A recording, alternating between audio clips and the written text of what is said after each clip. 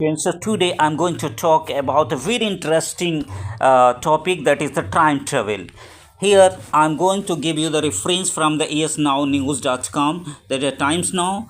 I'm going to give you the reference of this article sold by the esnownews.com on the web page. So first of all, is time travel possible for just a dream? सबसे पहले अगर हिंदी में बात करें तो क्या समय में यात्रा करना संभव है? यदि है तो हाँ या ना। तो सर चलिए इसके बारे में इस आर्टिकल पे है, इस आर्टिकल पे पूरे डिटेल में हम जानेंगे, पूरे डिटेल में हम पढ़ेंगे कि इस टाइम ट्रेवल पॉसिबल और जस्ट अ ड्रीम। इस टाइम ट्रेवल पॉसिबल और जस्ट अ ड्रीम। तो देखते हैं टाइम ट्रेवल पॉसिबल है या कि ये जस्ट ड्रीम है। इसके बारे में हम आगे पढ़ते हैं तो देखते हैं। सबसे पहले आते हैं टाइम ट्रेवल ए रियलिटी। क्या ये टाइम ट्रेवल रियलिटी है या नहीं है? We all have been grown up watching scientific movies depicting time travel. Sci-fi movies लिखा है, इसका मतलब scientific movies depicting the time travel, but is it a reality?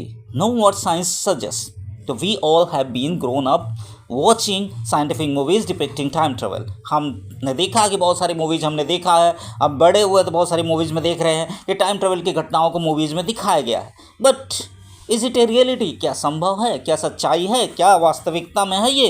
Know that science suggest. क्या science क्या कहता है इसके बारे में? चलिए आगे हम जानते हैं। तो अगले बढ़ते हैं। तो ये देखिए आइंस्टीन्स थियरी। जो टाइम ट्रेवल की बात सबसे पहले आती है तो वो आती है आइंस्टीन की थियरी से। तो देखते हैं what's Einstein's theory told.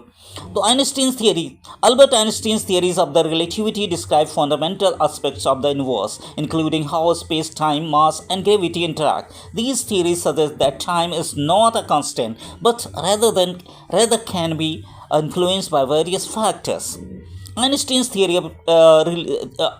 theories of relativity describe fundamental aspect of universe. Einstein की तो थियरी है, थियरी ऑफ रिलेटिविटी है, वो यूनिवर्स के फंडामेंटल एस्पेक्ट्स के बारे में बताती है, जैसे कि स्पेस हो गया, टाइम हो गया, मास हो गया, ग्रेविटी हो गया। तो कैसे ये स्पेस, टाइम, मास, ग्रेविटी एक दूसरे से कैसे इंटरेक्शन करते हैं। इंटरेक्शन का मतलब एक दूसरे से मिलते हैं, एक दूसरे से कैसे मतलब जब मिलते हैं तो उनका एक दूसरे के ऊपर उनका इफेक्ट क्या होता है, टाइम के ऊपर मास का क्या इफेक्ट होता है, या फिर स्पेस का जो है स्पेस का इफेक्ट टाइम पर क्या पड़ता है, या ग्रेविटी पर स्पेस का इफेक्ट क्या पड़ता है। इन सब चीज़ यानी स्पेस, टाइम, मास, ग्रेविटी, ये सब कैसे एक दूसरे से इंटरेक्ट करते हैं, यही आइंस्टीन की थियरी ऑफ रिलेटिविटी बताता है। यानी ये आइंस्टीन ने मैथमेटिकली इन चीज़ों को कुछ प्रूव किया, यानी कि space, time, mass and gravity. तो ज़रा देखो यहाँ पे चार चीज़ें आपको मिल रही है। तो these theory suggest that time is not a constant. जब इस थियरी को हम पढ़ते हैं, थियरीज ऑफ रिलेटिविटी की बात करते हैं, तो ये थियरी सजेस्ट करता है कि टाइम जो है कांस्टेंट नहीं है, टाइम वेरिएबल है। यानी कि टाइम में हम एक जगह भी यहाँ पे हैं, मैं प्रेजेंट टाइम में हूँ, अभी मैं फॉर एग्जांपल मैं 2024 में हूँ, तो मैं 2030 में जा सकता हूँ इसी पल। यानी वेरिएबल नहीं है, टाइम फिक्स नहीं है, ये टाइम क्या है, वेरिएबल है। या फिर पीछे मैं 2020 में जा सकता हूँ। तो कह रहा है कि टाइम यानी कि ये जो थियरी बताती है कि टाइम जो है कांस्टेंट नहीं है, वो वेरिएबल होती है, ठीक है ना। But rather can be influenced by various factors. बहुत सारे फैक्टर्स हैं जो जिससे टाइम क्या है, जैसे कि फॉर एग्जांपल ग्रेविटी और स्पीड। ग्रेविटी और स्पीड ये जो है क्या करेगा, टाइम को अफेक्ट कर सकता है, टाइम में बदलाव कर सकता है। अभी हम इसके बारे में डिटेल जानेंगे। अभी आपको समझ ही नहीं आ रहा होगा कि ग्रेविटी या फिर कैसे, या फिर ये मास कह लीजिए, कैसे जो है मास कैसे जो है टाइम को अफेक्ट करेगा। तो अभी हम डिटेल में जाएंगे तो समझ में आएगा, अभी आपको बात समझ में नहीं आएगी। एक बार पहले समझ लेते हैं कि आइंस्टीन की जो थियरी ऑफ रिलेटिविटी है वो किसके बारे में बात करता है। तो चार चीज़ें, स्पेस, टाइम, मास और ग्रेविटी के एक दूसरे से कैसे इंटरेक्शन करते हैं, कैसे एक दूसरे पर ये प्रभाव डालता है। यानी कि टाइम कैसे स्पेस पर प्रभाव डालता है, टाइम कैसे मास पर, या फिर मास कैसे टाइम पर प्रभाव डालता है। इन सब चीज़ों पर हम बात करती है थियरी ऑफ रिलेटिविटी आइंस्टीन का। क्लियर है? तो चलिए इसी पे हम आगे बढ़ते हैं। एक बार फिर से आइंस्टीन की थियरी के बारे में बात करेंगे। तो अब जाने आगे टाइम डायलेशन। जो सबसे खास बात Einstein of theory of relativity से निकल के आती है, that is time dilation. What is time dilation? तो time dilation is a phenomena predicted by Einstein's theory of relativity, wherein time passes differently for observers moving at different speeds. When objects move at a speed approaching the speed of the light, time appears to slow down for these relative to the standing observers. Clear? I hope कि समझ में आ गया होगा। फिर भी मैं बातें पूरा क्लियर करता हूँ कि टाइम डायलेशन है क्या। क्योंकि टाइम डायलेशन ये चीज़ है कि टाइम को हम मोड़ सकते हैं, डायलेट कर सकते हैं, कम या ज़्यादा में वो कर सकते हैं। तो ये जो है ना थियरी ऑफ रिलेटिविटी से ही टाइम डायलेशन का कॉन्सेप्ट निकल के आया। इसमें कहता है कि स्पीड पे अगर डिफरेंट स्पीड्स पर मूव कर रहे ऑब्जेक्ट्स के बारे में अगर बात करें, फॉर एग्जांपल दो ऑब्जेक्ट्स है, एक व्यक्ति है जो अर्थ पे बैठा हुआ है, एक व्यक्ति अर्थ पे बैठा हुआ है, दूसरा व्यक्ति एक ऐसे एरोप्लेन में बैठा है जो लाइट के स्पीड से जा रही है। तो लाइट की स्पीड से जा रहा हो व्यक्ति, दूसरा व्यक्ति जो अर्थ पे बैठा है, अगर मैं उसे स्टेशनरी मान लेता हूं और दूसरे व्यक्ति को रिलेटिवली मान लेते हैं, तो लगभग लाइट की स्पीड से वो एरोप्लेन में मूव कर रहा है अर्थ के चारों तरफ। तो जो मूव कर रहा होगा उसके लिए टाइम क्या होगा, स्लो हो जाएगा। कैसे? यानी कि अगर वो एक महीना, एक हफ्ते अगर मान लेते, फॉर एग्जांपल एक एग्जांपल है, अर्थ के आसपास एक हफ्ते भी अगर वो गुजार के आ जाए तो यहाँ पे 1000 साल अर्थ पे बीत चुका होगा। जबकि उस व्यक्ति के लिए जो एरोप्लेन में लाइट के स्पीड से मूव कर रहा था अर्थ के चारों तरफ, उसके लिए टाइम स्लो हो गया होगा, यानी वो एक हफ्ते का ही रहेगा। यानी उसके लिए टाइम स्लो हो गया, वो एक हफ्ते का था तो उसके उम्र में कोई फ़र्क नहीं पड़ा, वो जैसे था यंग था। एक हफ्ते में जितनी उम्र उसकी बढ़नी चाहिए उतनी ही बढ़ी। लेकिन अर्थ पे 1000 साल बीत गया तो यानी कि सारी चीज़ें वहाँ पे बीत चुकी होंगी। आप कहोगे एक ही टाइम में, एक ही समय में कैसे बदलाव हो सकता? तो थियरी ऑफ रिलेटिविटी का सबसे जो कह लीजिए कि जो विश्वास नहीं करने वाला कॉन्सेप्ट लगता है, जिससे आप विश्वास नहीं करते हो, लेकिन मैथमेटिकली ये प्रूव करता है, और साइंस और कई एक्सपेरिमेंट्स ने भी इस बात को प्रूव किया है कि टाइम डायलेशन हो सकता है। बहुत सारे एक्सपेरिमेंट्स में भी आया है, तो आगे भी उस पर हम चर्चा करेंगे। तो आई होप कि टाइम डायलेशन समझ में आ गया कि टाइम डायलेशन का मतलब होता है कि टाइम जो है डायलेट हो सकता है, यानी टाइम एक फिक्स नहीं है, बल्कि उसे हम इधर से उधर कम कर सकते हैं, कम या ज़्यादा कर सकते हैं। दो एक ही समय पे जर्नी स्टार्ट किए हुए दो व्यक्ति के लिए समय अलग अलग हो सकता है। क्लियर है? यानी एक व्यक्ति के लिए समय अलग हो सकता है। अब ये स्पीड पर डिपेंड करता है, जिसकी स्पीड ज़्यादा उसके लिए टाइम स्लो हो जाता है, जिसकी स्पीड कम होगी उसके लिए टाइम जो है फास्ट हो जाता है। ठीक है, इसका एक्सप्लेनेशन भी आइंस्टीन ने दिया था, लेकिन उस पर हम बात करेंगे। तो आई होप कि टाइम डायलेशन आपको समझ में आ गया। तो हम आगे उससे टाइम डायलेशन से बात आगे करेंगे। अब ट्विन पैराडॉक्स का, ये टाइम डायलेशन के लिए थोड़ा सा और आपको कॉन्सेप्ट को समझाने में हेल्प करेगा और अच्छा से हेल्प करेगा कि ट्विन पैराडॉक्स क्या है। ट्विन मतलब जुड़वा। मान लेते हैं कि दो जुड़वा भाई है, एक ही दिन के पैदा हुए हैं। तो the twin paradox is a thought experiment demonstration the effects of the time dilation. In this scenario, one will travel through space at near light speed while the other remains on earth. Upon reunion, the traveling twin will have aged less than their earthbound counterpart due to the effect of the time dilation. So twin paradox, what is twin paradox? The twin paradox is thought experiment. Actually जो Einstein थे वो experiment करते थे, लेकिन उनका जो experiment ना thought experiment था। बैठे बैठे दिमाग में ही एक्सपेरिमेंट चलता था। भैया कोई इंस्ट्रूमेंट नहीं लेते थे, ये इंस्ट्रूमेंट ले लो, वो इंस्ट्रूमेंट ले लो, ये केमिकल डालो, वो केमिकल नहीं, दिमाग में ही सारे केमिकल रिएक्शन चल रहे हैं, उनके दिमाग में ही सारे एक्सपेरिमेंट कर रहा है। तो उन्होंने कहा चलो भैया मैं देख लेता हूँ कि दो बच्चे हैं एकदम जुड़वा पैदा हुए हैं, एक को मैंने धरती पे रख दिया, दूसरे को एक एरोप्लेन में रख दिया। कह रहा है कि ट्विन पैराडॉक्स में क्या होता है, demonstration of time dilation. In this scenario one twin travels through space at A near light speed. कह रहा है स्पेस में चला गया, एक लाइट की स्पीड से ट्रेवलिंग कर रहा है, एक एरोप्लेन में बैठा दिया हमने, और कह रहा उससे स्पेस में जा रहा, लाइट की स्पीड से घूमते घूम करके आ रहा है। और फिर जब कुछ समय बाद वो वापस आता, फॉर एग्जाम्पल कि 10 मिनट बाद ही सही या 1 घंटे बाद ही सही, जो भी एक समय ले लो, उतने समय बाद वापस आता है, तो जो स्पीड से स्पेस में घूम करके वापस आया और अपने जुड़वा से मिला, तो उस जुड़वा के लिए टाइम बहुत फास्ट हो गया था, यानी वो बुढ़ा हो चुका था, ओल्ड हो गया था। जबकि वो जो बच्चा गया था छोटा सा, तो अभी भी वो बच्चा का बच्चा ही रहा। ठीक है, कैसे?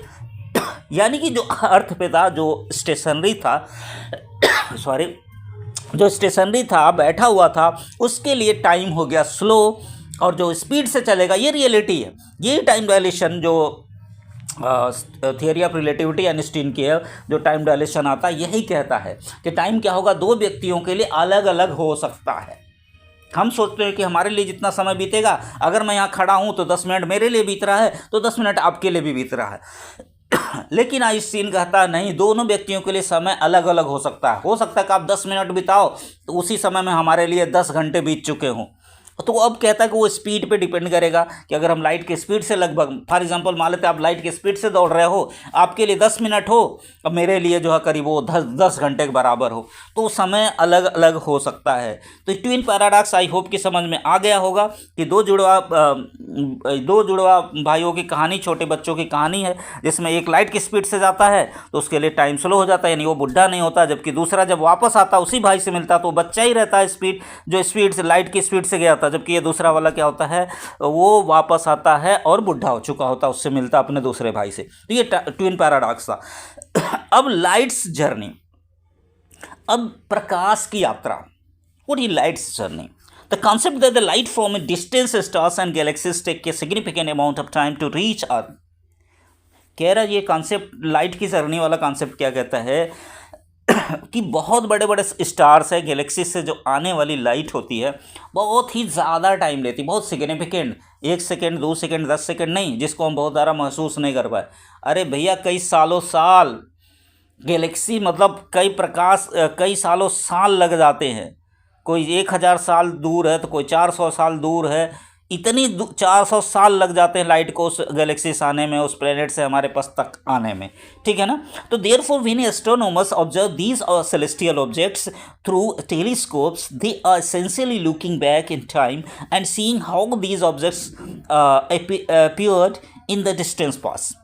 जब भी कोई एस्ट्रोनॉमर है वो जब आकाश में देखता है, तो आकाश में जब देखता है इन सेलेस्टियल ऑब्जेक्ट को, स्टार को या फिर गैलेक्सीज को, तो एक्चुअली क्या होता है, अभी वो प्रेजेंट टाइम में नहीं देख रहा होता है उसको। तो ऐसा ही मेरे जब टेलीस्कोप से देखूंगा तो मुझे लगा ऐसे ही घटना ये घट रही है। फॉर एग्जांपल उसमें एक लाइट ब्लास्ट हुआ है, उस ब्लास्ट को मैं किसी गैलेक्सी में या फिर किसी स्टार में एक ब्लास्ट हुआ, तो उस ब्लास्ट को मैं अभी देख रहा हूँ और वो लाइट को वहाँ से आने में 400 साल लगा है। इसका मतलब है कि वो घटना 400 साल पहले हो चुकी है और अभी मैं देख रहा हूँ। तो ये लाइट की जर्नी है, और लाइट की जर्नी जो है ना, देखो टाइम को कैसे कर देती है।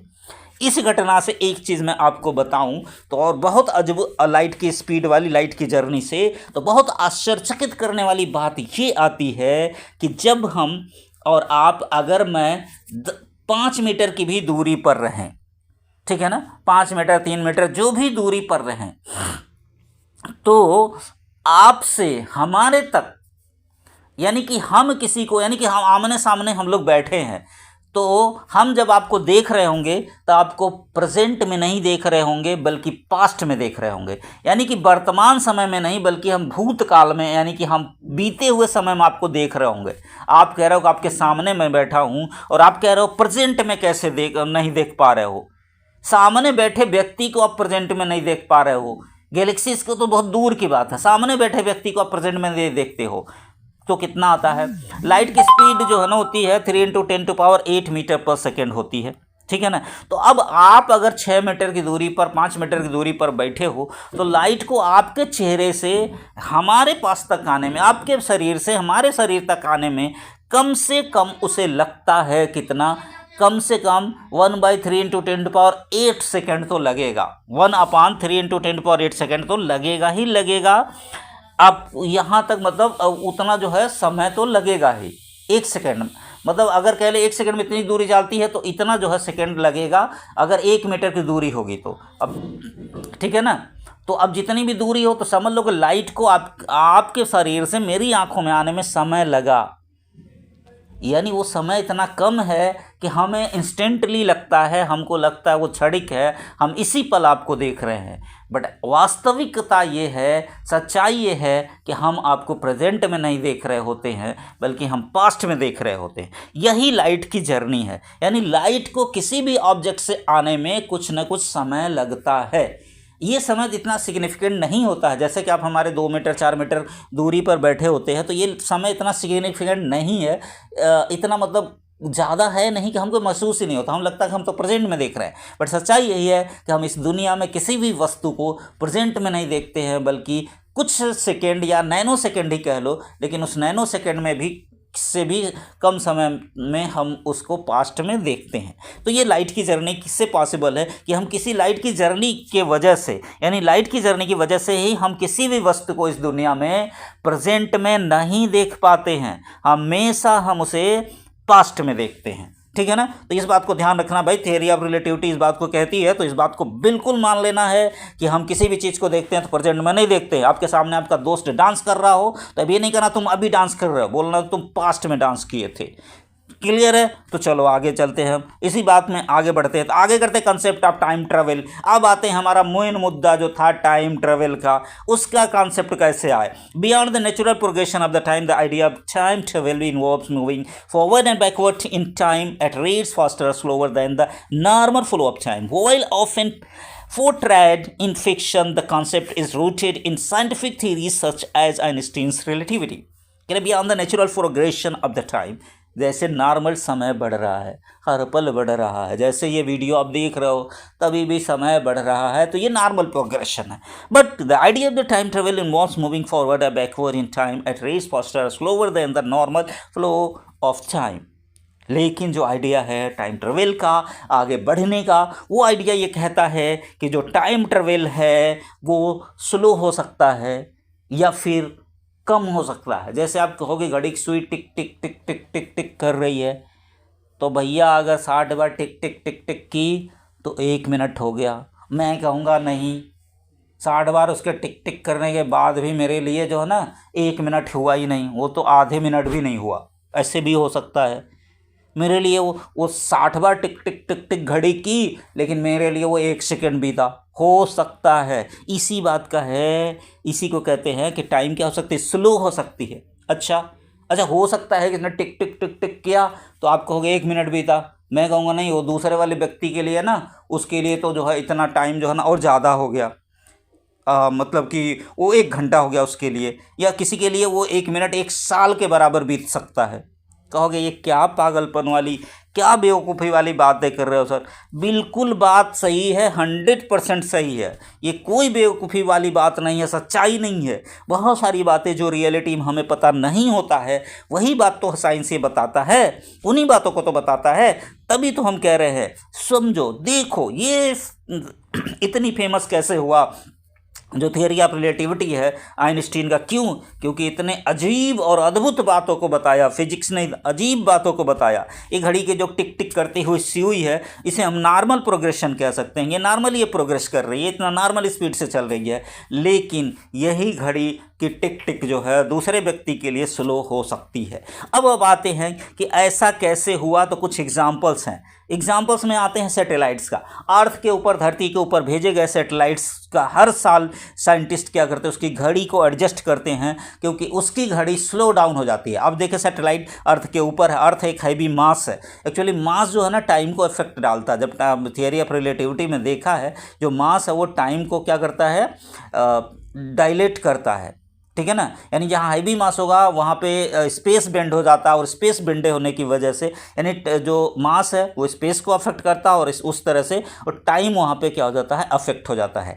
तो यानी अर्थ एक हैवी मास वाला मटेरियल व्यक्ति है, तो अर्थ एक हैवी मटेरियल है, तो उसके चारों तरफ ये सैटेलाइट घूमते हैं हाई स्पीड से, करीब 40 किलोमीटर पर आवर, या फिर 30,000 40,000 kilometre per hour, 50,000 kilometre per hour, जो भी स्पीड उनकी अपनी एक होगी, 10,000 किलोमीटर पर आवर, तो एक अपनी स्पीड से जाते हैं। तो वो स्पीड हाई है, वैसे 3 लाख की स्पीड से जाएं तो बहुत ज़्यादा स्लो हो जाएगी टाइम, लेकिन उतना स्पीड नहीं है, बहुत ही कम है। फिर भी मान लेता हूँ कि मैं 10 किलोमीटर पर आवर हो, जो भी स्पीड है, इस स्पीड से जब सैटेलाइट अर्थ के चारों तरफ घूमते हैं, तो चूँकि मूविंग है, स्पीड से घूम रहे हैं, इसलिए उनके लिए, सैटेलाइट के लिए समय क्या हो जाता है, स्लो हो जाता है। और हम धरती पर बैठे व्यक्तियों के लिए ये टाइम जो है फास्ट रहता है। यानी हमारे लिए तो लगता है कि हम नॉर्मल स्पीड जा रहे हैं, हमको तो यही लगता है कि हमारी टाइम हमारे लिए नॉर्मल बीत रही है। व्यक्ति बीत रही है, लेकिन वही सैटेलाइट के लिए वो टाइम स्लो हो जाती है। तो साइंटिस्ट इसका एक्सपेरिमेंटल वैल्यू प्राप्त कर चुके हैं